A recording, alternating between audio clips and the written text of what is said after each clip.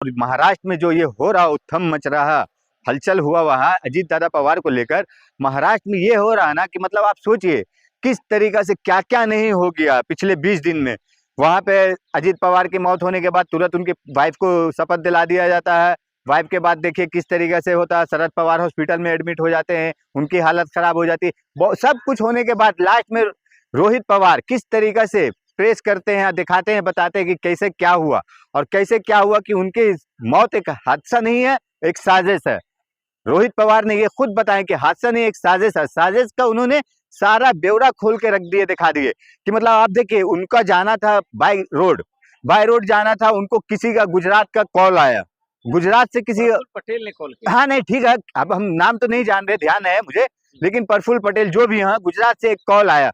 Call आने के बाद वो थोड़ा डिस्टर्ब से लग रहे थे और कुछ बातचीत में क्या हुआ नहीं हुआ, मतलब उनको सिग्नेचर करना था। हाँ तो ठीक है, जो भी है सिग्नेचर करना था, लेकिन सिग्नेचर किए नहीं किए, उसके बाद उनका थोड़ा ना टेंशन में आया और टेंशन में आने के बाद उनको देर किया गया जानबूझकर। मतलब ये सब साजिश है या क्या, आप बताइए। उनको देर किया गया, क्या हुआ नहीं हुआ, बाय रोड ना जाकर वो फ्लाइट से गए, फ्लाइट से गए वो। अब फ्लाइट से गए, आप बोलिए कितना, 8 बजे निकले वो मुंबई से 8 बजे निकले, बारामती 8:45 पे वहां पे ब्लास्ट हो जा रही है।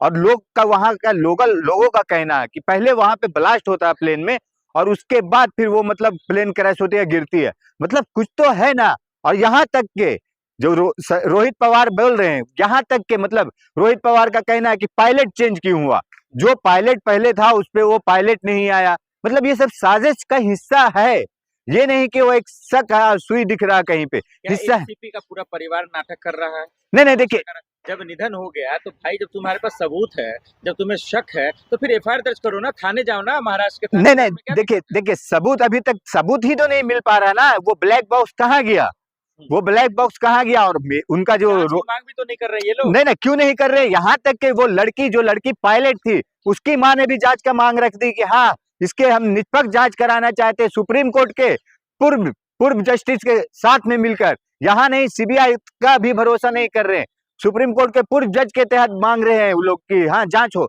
लेकिन अब जहां तक बात कर रहे हैं, रोहित पवार ने क्या बोले, किस तरीका से, मतलब आप देखिए ब्लैक बॉक्स का आज कितना दिन हो गया, अभी तक क्यों नहीं जांच बैठा ले। मतलब केंद्र सरकार क्या कर रही है, और वहां पे केंद्र सरकार अगर आप छोड़ दिए तो महाराष्ट्र की स्टेट सरकार क्या कर रही है, देवेंद्र फडणवीस क्या कर रहे हैं। वहां पे देखिए किस तरीका से वहां पे महाराष्ट्र में टीपू सुल्तान वर्सेस शिवाजी चल रहा है। आपको ये सब हंगामा करने के लिए तैयार है, देश में फालतू बात के लिए, बयान के लिए तैयार है। लेकिन एक इतने बड़े मतलब नामी इंसान जो मर गए बेचारे अजीत पवार, और उनके लिए जांच के लिए कोई ध्यान ही नहीं है, कुछ मतलब ही नहीं है। मतलब आप चाह रहे क्या, जो कोई भी देखिए क्या होता है ना बीजेपी में, जो आवाज उठाता है, मुद्दे की बात करता है, जो जनता के हित की बात करता है, यही होता है। मतलब आप भी कह रहे हैं कि अजीत पवार जी का निधन नहीं हुआ, मर्डर हुआ। मतलब डायरेक्ट आप देखिए ना किस तरीके से अजीत पवार जी का उनका 4-5 दिन का बयान पहले देखिए कि उनके पास अजीत दादा पवार क्या बोले, बीजेपी की ना मेरे पास मतलब कुंडली है और हम ये खोलने वाले हैं। और यहाँ तक के 8 फरवरी को उनका अपने चाचा से पार्टी विलय करने का भी बात था, आपको मालूम है ना ये बात।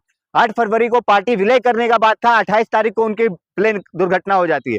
तो क्यों हो रही है, कैसे हो रही है, मतलब कुछ तो राज है, कुछ तो बात है ना। और बात यह है कि देखिए यही मोदी जी अजीत दादा पवार को क्या बोलते थे, 70,000 का घोटाला चक्की पीसिंग कर रहे थे।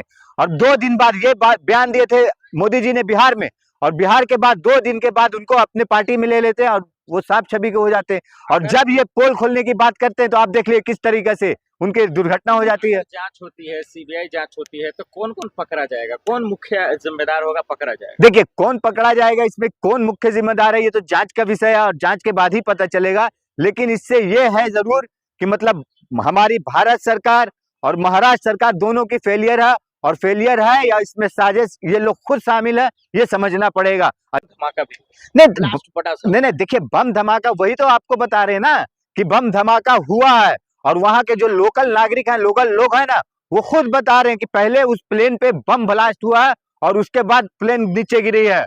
और वो भी आप प्लेन कहाँ गिरा आप देखिए ना, मतलब यहाँ से 100 मीटर दूर होगा रनवे, 100 मीटर दूर है रनवे। मतलब किस तरीके से रनवे, मतलब राइट साइड जाएंगे तो आप देखिए रनवे है और लेफ्ट साइड में तो ब्लास्ट हुआ। रनवे के लाइन पे तो सही चल रही थी प्लेन, लेकिन रनवे पे नहीं जाके प्लेन ब्लास्ट हुआ तो डिसबैलेंस हुआ ना। तो शायद आ गया। आप यहाँ तक के देखिए कि पायलट ने एक इमरजेंसी कॉल होता, अगर कुछ आपातकाल होता, कुछ ऐसा मतलब लगता है कि दुर्घटना का है विशेष, तो एक इमरजेंसी कॉल होता, लेकिन इमरजेंसी कॉल भी नहीं कर पाया पायलट। क्यों नहीं कर पाया? क्योंकि ब्लास्ट हुआ है, इसलिए नहीं कर पाया ना पायलट इमरजेंसी कॉल। अगर मान लिया उससे बैलेंस अनबैलेंस हो रहा है या इंजन फेलियर हुआ या कोई सा भी बात होता, तो वो तो जरूर करता है इमरजेंसी कॉल, लेकिन क्यों नहीं किया इमरजेंसी कॉल? आप समझिए, ये ब्लास्ट हुआ, वहां के लोगों का कहना है और ये हकीकत है कि ब्लास्ट हुआ प्लेन, उसके बाद दुर्घटना हुआ। पहले बिपिन रावत के साथ हादसा होती है, फिर अहमदाबाद क्रैश हो जाता है प्लेन, फिर अभी अजीत पवार जी का प्लेन क्रैश। नहीं नहीं, यही बात है, यही बात है। देखिए, जनरल बिपिन रावत का कितना साल हो गया, आज तक उनकी जांच का कुछ पता चला? नहीं चला ना। ये देख लीजिए, अभी विजय रूपानी जो मोदी जी के हमारे खास मित्र थे, उनका आज तक पता चला? नहीं पता चला। आप देखिए, ये क्या होता है ना कि मतलब विजय रूपानी का क्या हुआ मालूम नहीं। आज जो हमारे बिपिन रावत जी, जनरल बिपिन रावत जी थे, या आज ये जो एमएम नारवाल जी हैं, मुकुंद, जो ये अभी फोर स्टार ऑफ डेस्टिनी का किताब का जो राहुल जी पार्लियामेंट में हंगामा किए, क्यों किए? और क्या भरोसा है कि इनके साथ भी क्या हो जाएगा? और उनका जब इंक्वायरी नहीं आया तो एमएम नरवाने जी का क्या होगा? क्योंकि एमएम नरवाने जी तो उन्होंने बयान भी नहीं दे पा रहे हैं। और देखिए, हमारे देश में ना ये 2014 के बाद से यही होता, जब सत्ता से, सरकार से कोई सवाल और जवाब मांगता कि हाँ हम सवाल कर रहे हैं, आप मुझे जवाब दीजिए, इसका क्या होता? आपको कितने का नाम बताएं? बीजेपी के ही थे ना। आप बताइए, इसका क्या नाम था? अरुण जेटली जी। क्या आपको लगता है कि उनकी मौत हो गई? सुषमा स्वराज, क्या मौत हो गई?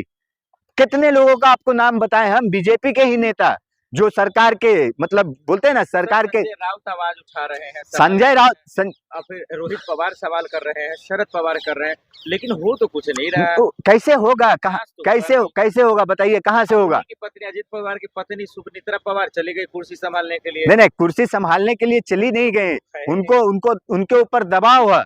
आप बताइए ना, किस तरीके से वहां चिता ठंडा नहीं हुआ, यहाँ आप शपथ दिला रहे। बेशरम बीजेपी, भारतीय जनता पार्टी, मतलब तो उनकी वाइफ है। अरे वाइफ है। आपको क्या मालूम, जब आप पे ऐसा कुछ बीतेगा ना, आपके घर परिवार पे दबाव पड़ेगा ना, तो आप भी उस समय समझ में आएगा कि क्या होता है। पद क्यों संभाला? अरे क्यों नहीं, लास्ट में बोलेंगे क्या, एक मेरा पति गया, अब मेरा बच्चा भी खो दे हम, यही बात होगा ना। आप बताइए किस तरीके से, मतलब ये मतलब कितना नीच वाला काम किया, नीची गिरी हरकत कि मतलब बीजेपी, मतलब क्या लाशों पे राजनीति करने वाले बीजेपी, जो मोदी जी लाशों पे राजनीति करने वाले, लाशों पे वोट मांगने वाले, अपने सेना के जो पुलवामा में शहीद हो गए, उनके ऊपर, उनके मृत्यु के ऊपर वोट मांगने वाले प्रधानमंत्री, तो ये क्या करेंगे? वो एक मरा वहां पे, उसका क्या देखेंगे?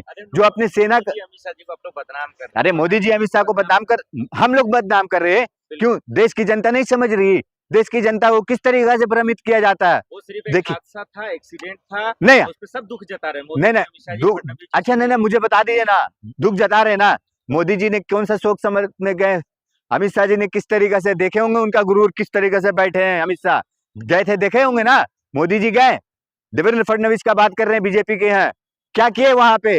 देखे हो ना, आज तक उनका कोई बयान आया, उनमें कोई सहयोग दिया लोग ने? अगर वो दुर्घटना है तो क्यों नहीं आप लोग बोल रहे कि हाँ भाई ये दुर्घटना है, इसका जांच, दूध का दूध और पानी का पानी हम करते हैं, सबके सामने सरनाम कर देते हैं। 20 दिन हो गए, लगातार सवाल उठ रहे हैं, क्या किया जाए ऐसा जिससे समाधान निकल जाए, हल भी निकल जाए, दूध का दूध पानी का पानी हो जाए? नहीं नहीं, देखिए, कोई संविधान नहीं निकलने वाला, बीजेपी सरकार में कोई संविधान नहीं, किसी चीज का कभी नहीं निकला, न निकलेगा। ये है ना, बीजेपी है ना, देश की जनता को भ्रमित करना, मूर्ख बनाना जानती है, वो बस यही होता रहेगा।